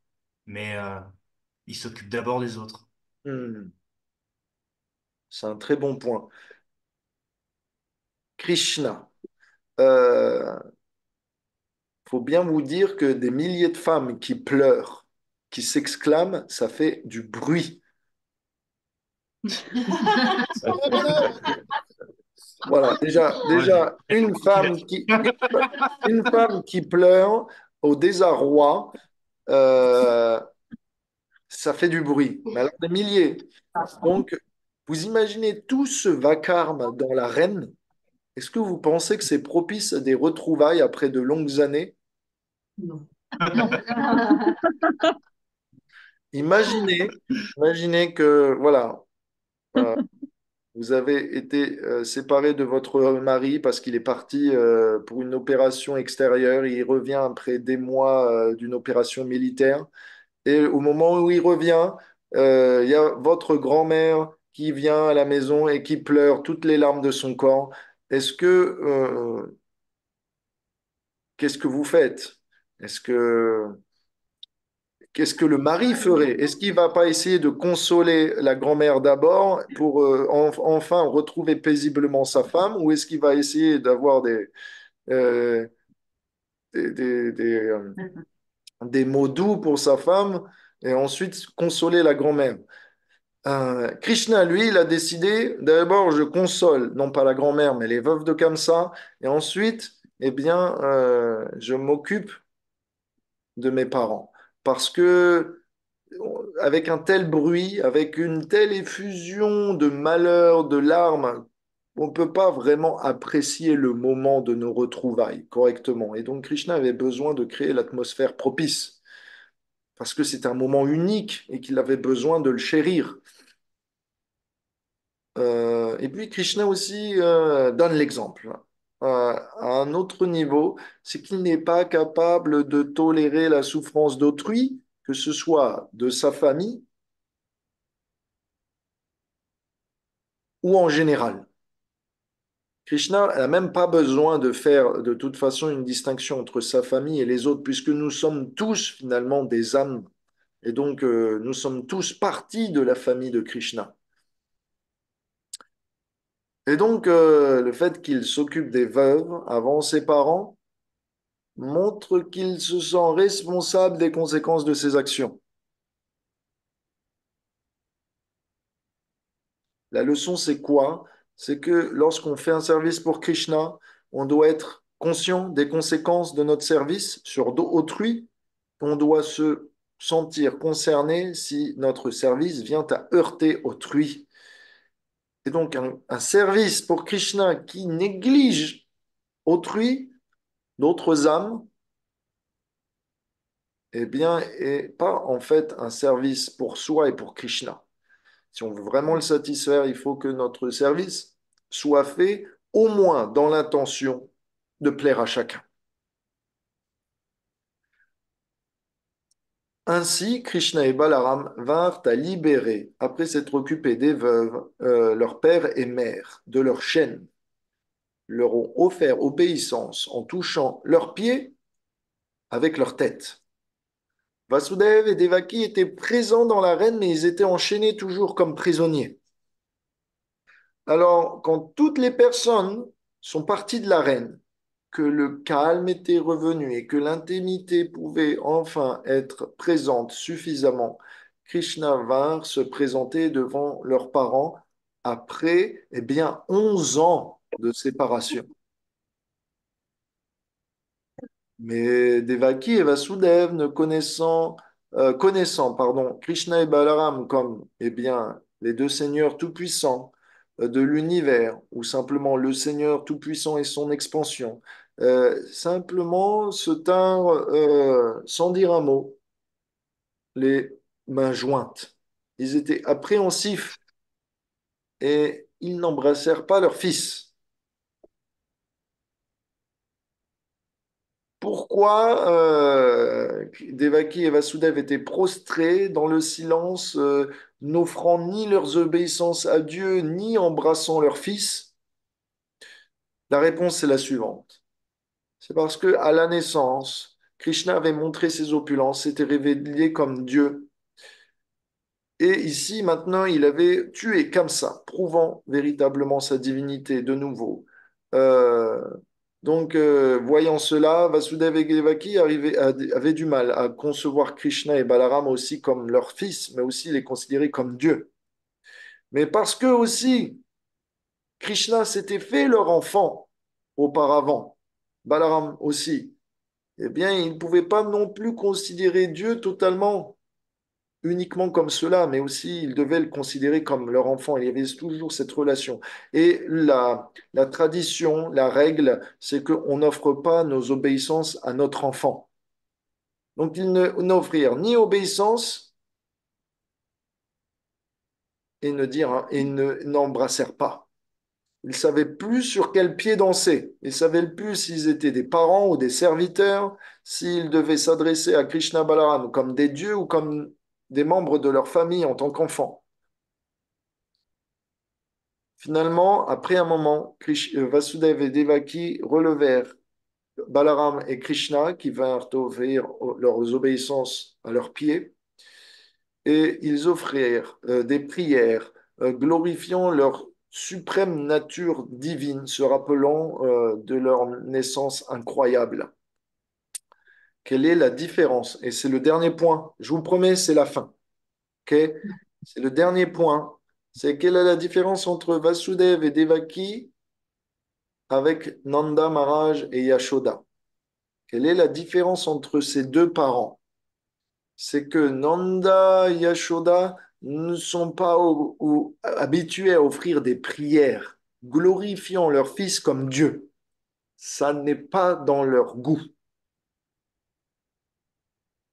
Même s'ils savent, ils peuvent savoir ou se souvenir que Krishna Balaram sont dieux, ça ne... ils n'aiment pas cela. Pourquoi? Parce qu'ils ont accepté comme un fait que Krishna et Balaram sont plus heureux quand ils sont traités comme leur fils que comme Dieu. Mais Vasudev et Devaki sont plus concernés par cette vérité suprême et divine qui concerne Krishna, Balaram et leur position. En tant que maître de l'univers, père de toute entité vivante et suprême autorité, et ils pensent moins au fait que Krishna et Balaram veulent être considérés comme fils plutôt que Dieu.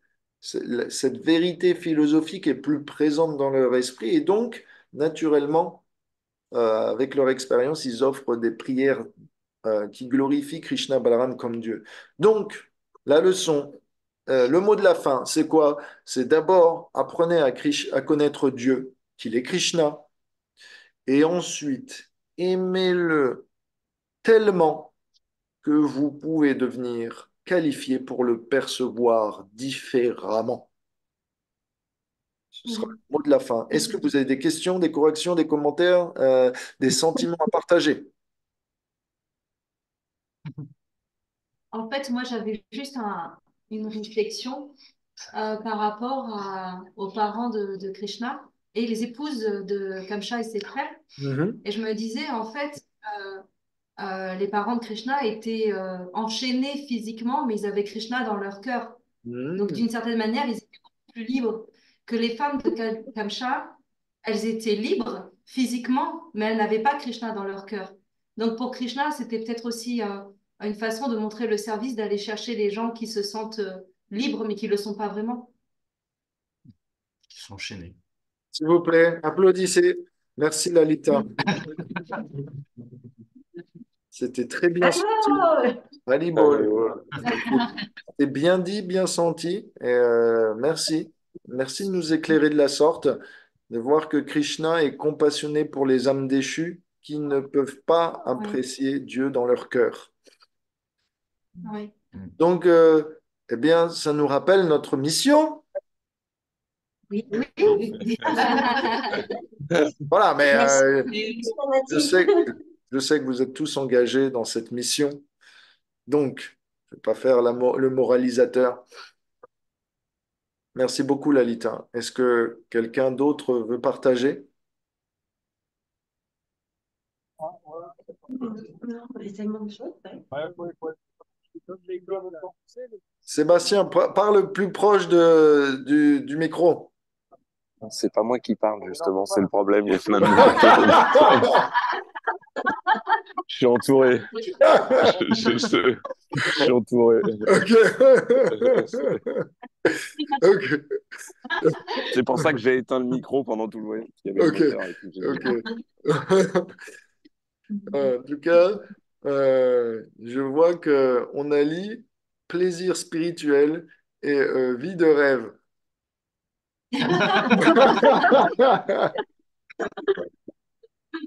On essaye de garder l'humilité aussi. Ouais.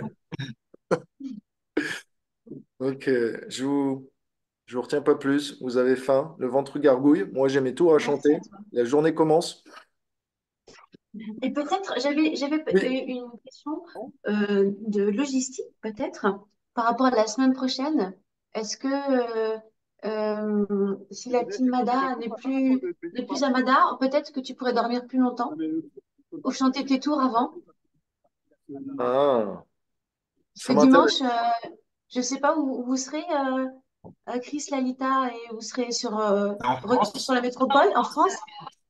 Du coup, il y a moins de décalage horaire avec toi, Revati, donc peut-être, voilà, on pourrait te laisser une pause et souffler et chanter tes tours avant de nous rejoindre. Comme ça, t'arranges? Oui, oui, ça m'arrange bien.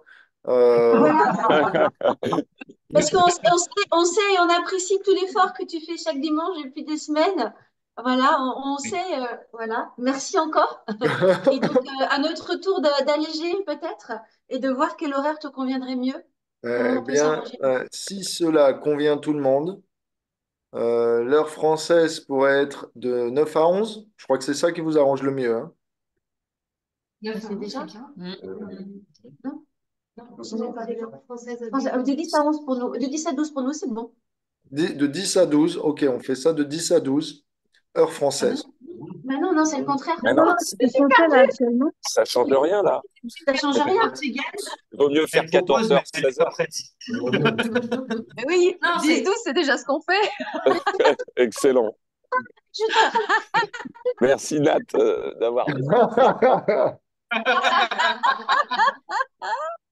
Elle a soulevé le problème et on la remercie, mais elle n'a pas trouvé la solution. Alors, je viens de me rendre mais compte non, aussi que ça ne changeait que dalle. Mais oui, Non, mais si tu fais en début 14 heures, d'après-midi. 14 heures, Ouais, 16 14 heures, heures. Voilà. 14 heures de France. Par exemple, Rébati, tu dis ce qui t'arrange. 13 heures chez nous. Bah, voilà, c'est bien. Ou 13 heures, on peut faire 13 heures, 15 heures. Enfin, je sais pas. Non, mais ça fait 13 heures chez nous, c'est bien. 13 heures au Portugal, c'est bon. 13h, 15h, c'est donc bien 13 pour heures, vous. 13 heures au Portugal, ça fait combien en France? Ça fait 14 heures en 14. France? D'accord. Ouais, bah, Ok. c'est mieux, hein, c'est vraiment mieux là. Mm.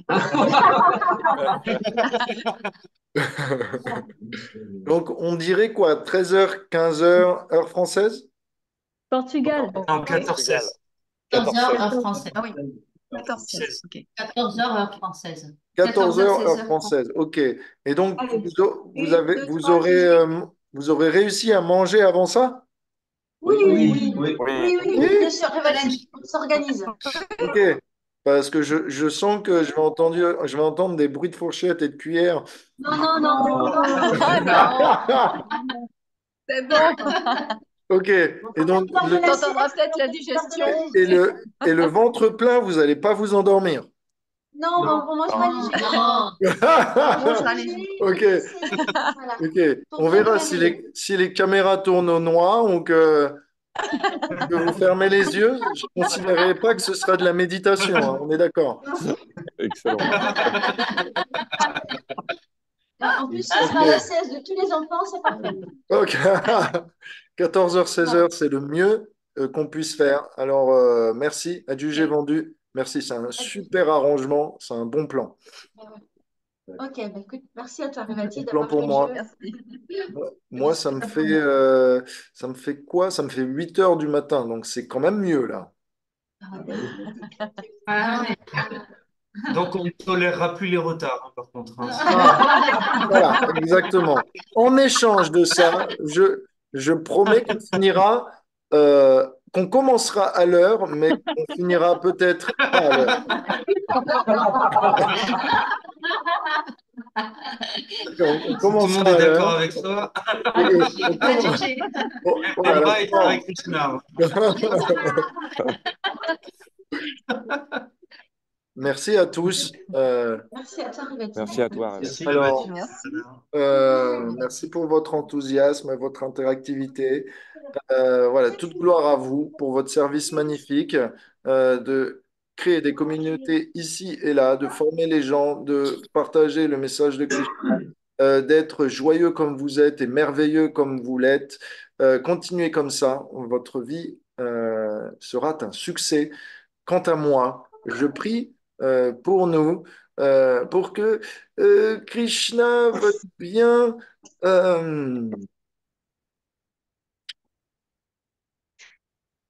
faire en sorte que nous aussi nous puissions nous montrer compassionnés envers tous les êtres vivants de ce monde, que notre langue ne se laisse plus aller ou jamais aller à la critique, pour toujours préférer te glorifier. Puisse tes qualités, mon cher Seigneur, puisse tes divertissements, ton nom être célébrés en parole par nous à chaque instant. Puisses-tu, je t'en prie, Krishna, nous permettre de développer un esprit critique, d'être capable de discriminer le bon et le mal, le bon grain de livret, sans nous laisser aller à la critique. Je t'en prie, Krishna, euh, fais de nous des êtres intelligents, mais pas indifférents. Si vous êtes d'accord avec cette prière, vous pouvez dire Hare Krishna. Hare Hare Krishna. Krishna! Je vous embrasse tous. Merci pour votre présence et merci de m'engager à votre service. Hari Merci Bol, Revati. Kamsani Merci Revati. Sudan, Krishna Balaram ki, Jai. Bhaktavrinda ki, Jai. Jai Bol Premanande. Allez, Haribol! Bye bye. Hari Bol. Bye. Bah, Bye.